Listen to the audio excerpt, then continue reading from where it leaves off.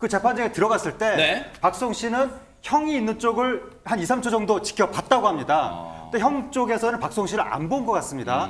그리고 나서 박수홍 씨가 증인석에 앉고 나서 그리고 나서도 박수홍 씨는 형 쪽을 계속 바라봤는데 형 쪽에서는 그걸 외면하고 앞쪽만 시선을 앞으로만 뒀다고 하는데 본것까지 취재해 와주신 취재진 여러분들께 감사드립니다. 저는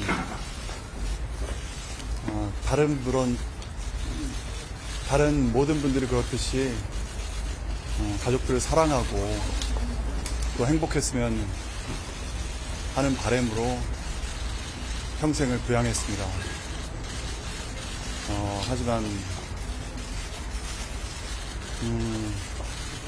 청춘 바쳐 열심히 일했던 많은 것을 빼앗겼고 바로잡으려고 노력했지만 그렇게 되지 않아서 이 자리에 섰습니다. 저와 같이 가까운 이에게 믿음을 주고 선의를 베풀었다가 피해자가 된 많은 분들께 희망이 될 수 있는 재판 결과 나올 수 있도록 증언 잘하고 오겠습니다. 감사합니다. 고맙습니다. 네, 감사합니다. 방송인 박수홍 씨. TV에서 보던 밝은 모습과 달리 오늘 되게 무겁고 진중한 모습이었어요. 오늘 어떤 일로, 무슨 일로 법원에 나오게 된 겁니까? 김진휘 변호사님. 네, 오늘 오후 서울 서부지방법원에서 특경법상의 횡령 혐의로 기소된 박수홍 씨 친형 부부의 4차 공판이 열렸습니다. 그래서 이제 박수홍 씨가 이렇게 직접 이 재판에 출석을 한 건 처음인데요. 다름이 아니라 이제 증인의 자격으로 출석을 했습니다.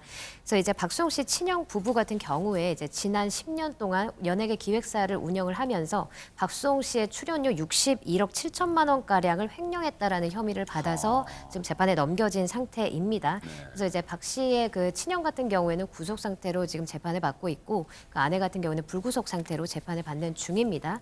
근데 이제 아까 말씀드렸던 것처럼 오늘은 4차 공판일이고요. 근데 이제 앞서 1월 달에는 3차 공판일이 있었습니다. 네. 근데 그 기일에는 이제 박수홍 씨의 매니저라던가 스타일리스트 등 이런 총 5명이 출석을 해서 증인 신문에 일어섰습니다. 네.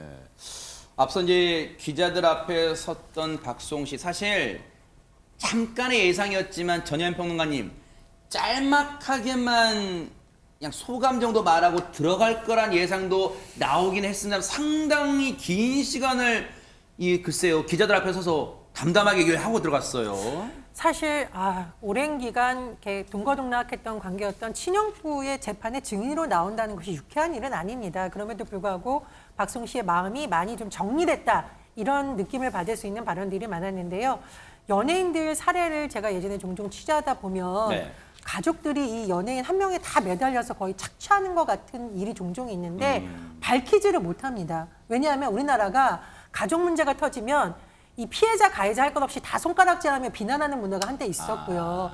또 연예인들이 이미지가 좋아야 뭐 광고도 찍고 방송도 많이 할 수 있는데 본인이 피해자인데도 불구하고 망설인 경우가 많았잖아요. 그래서 박수홍 씨가 오늘 희망이란 단어를 왜 썼냐면 네. 본인처럼 이렇게 가까운 사람에게 믿음 주고 선의 베풀었다가 피해자가 많은 분들이 내 사례를 보면서 좀 희망이 될 수 있는 재판 결과가 나오길 바란다라고 얘기를 했었는데요. 네. 어떻게 보면 참 박수홍 씨가 용기를 내서 이런 발언을 했다라고 보고요. 앞으로 재판 결과도 지켜봐야겠습니다. 지금 앞서 이제 저희가 들려드렸으나 육성으로 보세요. 가족들이 행복했으면, 가족들을 사랑하고 그리고 가족들이 행복했으면 하는 바람으로 지금까지 평생을 부양했대요. 그런데 이런 박수홍 씨의 바람이 실제 과거 방송에서 고스란히 전해졌으나 한번 들어보시고 이어가 보도록 하겠습니다. 평소 왜 내가 마마보이야 그랬더니 마마보이, 형보이, 가족들 말이라면 아주 그냥 착해서. 껌뻑 죽는다는 거예요. 혹시 그 하고 있는 스케줄의 몇 % 정도 엄마가 알고 계세요? 네. 알고 계시죠? 우리 아버지가 그 달력에다 이렇게 써놓으세요. 그래가지고 네. 제가 나가는 시간, 들어오는 시간도 이제 걱정을 하세요. 그런데 이제 한번 집이 가세가 아버지가 사업하다 망하셔가지고 너무 힘들어졌었어요. 그 당시에 제가 나는 뭔가를 해야 되겠다. 나는 부모님 호강이 내 인생의 첫 번째 목표였어요. 그래서 그렇게 살았어요. 그러자. 근데 살다 보니까 그걸 이루게 되니까 그게 너무 기쁘더라고요. 근데 그게 그 시간이 한 20년 넘었죠. 제가 이제 방송 생활 한 지. 그래서 정말 성실하게 열심히 살았는데 이게요. 사실 모든 일이 결과론적으로 상황이 이렇게 되고 지금 저 얘기를 들으니까 마음이 참말로 짠한 마음 느끼시는 분 많으실 거란 말이에요. 그런데 김진휘 변호사님 오늘 그럼 4차 공판 오늘 재판에는 그러면 박수홍 씨 그리고 박수홍 씨만 증인으로 나온 거예요. 어떻습니까? 일단은 박수홍 씨 변호인 같은 경우에는 박수홍 씨 부모에 대해서도 증인 신청을 했습니다만 오늘은 일단 박수홍 씨만 출석을 했습니다. 그 이유가 이제 앞서 말씀드렸던 어떤 그 보도드렸던 부분인데 그 수사 과정에서 박수홍 씨 부친이 이제 박수홍 씨 폭행하는 그런 일도 있었잖아요. 네. 그렇기 때문에 검찰에서는 증인 보호 차원에서 이제 반대를 했다고 하고 그래서 결국에는 박수홍 씨만 출석을 했다고 합니다. 근데 이제 박수홍 씨 부친 같은 경우에는 그 친형이 실제로 기소되기 전에는 계속해서 횡령을 본인이 했다. 그러니까 박수홍 씨 계좌를 내가 관리를 했고 횡령을 하라고 사주를 했다라고 하면서 이제 계속해서 본인이 범인이다라고 이제 진술을 해왔던 것으로 알려졌는데 이를 두고서 사실은 이제 뭐 횡령 같은 범죄는 이제 직계 혈족이 사실은 이제 횡령을 범할 경우에 처벌이 안 되는 그런 친족상돌의 규정을 악용하기 위해서 이 부친이 이런 얘기를 했다라는 지적이 많이 있었습니다. 네. 근데 이제 하지만 이제 부친이 박수홍 씨의 어떤 인터넷 뱅킹 아이디라든가 비밀번호, 공인인증서 비밀번호 이런 것들을 전혀 모르고 오히려 그런 아이디가 이제 박수홍 씨 친형의 이제 부부가 낳은 그 자식들의 생일이라든가 이름이라든가 이런 걸로 되어 있다는 점 그리고 이제 계약 이제 통장을 뭔가 개설하거나 해지할 때 서명을 한 게 사실은 이 부친이 아니라 그 친형 부부의 필체랑 동일하다. 이런 점에서 사실상은 이제 친형 부부가 기소가 된 겁니다. 아하. 근데 하재근 평론가님, 사실 그 세간의 관심을 끄는 중요 재판 같은 경우에는 기자들도 방청 신청해서 이제 그 재판정이 들어가잖아요. 그러면 오늘 많이 들어갔을 것 같은데 그러면 진짜 그 재판정에서 박수홍 씨하고 친형 부부가 딱 대면한 거예요, 그러면 오늘? 일단은 보긴 봤습니다. 뭐 어허. 대변이라는 의미가 뭐 가까이서 마주봤냐라고 하면 그건 아니지만 어쨌든 그 재판정에 박수홍 씨는 증인으로 나갔고 증인석에 앉았고 형과 형수는 피고인석에 있었기 때문에 아하. 자연스럽게 보기는 본 거죠. 아. 그러니까 이 형제 제외가 네. 작년 10월 달에 검찰 조사 때 봤었거든요. 네. 그리고 한 5개월 정도 만에 다시 보게 된 건데 네. 그런데 이제 아까 제가 직접 대면했냐고 했을 때 약간 말을 애매하게 한 이유가 뭐냐면 네. 그 재판정에 들어갔을 때 네. 박수홍 씨는 형이 있는 쪽을 한 2, 3초 정도 지켜봤다고 합니다. 근데 형 쪽에서는 박수홍 씨를 안 본 것 같습니다.